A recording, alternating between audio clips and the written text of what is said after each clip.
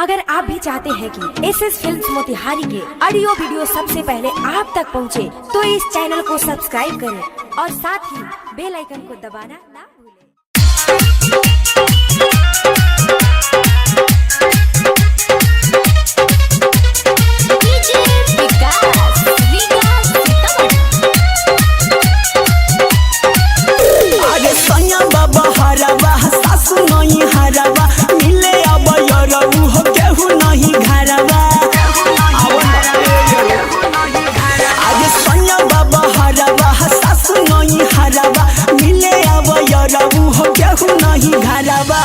लहर जवानिया के लूट के जाए, लहर जवानिया के लूट के जाए। अइला त हयरू सुत के जाए, अरे वो खरी में धनवा टूट के जाए।